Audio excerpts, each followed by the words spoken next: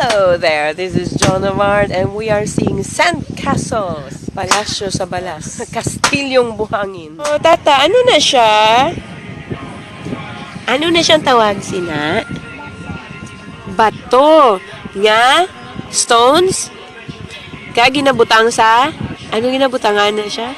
Sa balas. Balas is sand.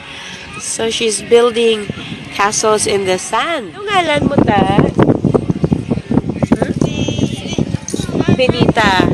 Benita means beautiful girl. So wow, they're building sand castles. Ano ginabutang niyo sina para magtahon? They're putting shells in their sandcastle design. Mga shell, ano ina? Mga balay-balay. Balay-balay means little houses. And mga flag ko nakikita, made of leaves. And there's a moat and a bridge. May Taytay bridge. They're building quite a city.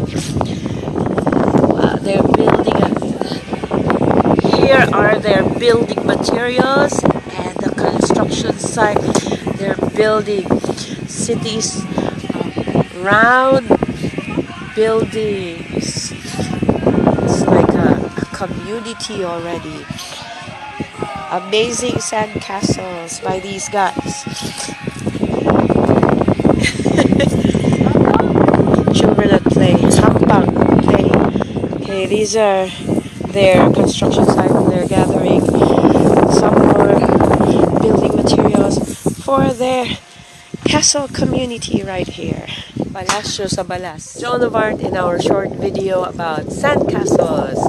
So, until our next video, see you again and bye-bye from Kawayan. See you. Look, there's an A&A sandcastle. Ah! Labot yun!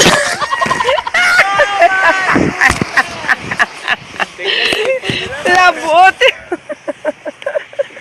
Kadasig siya, galing mga labot.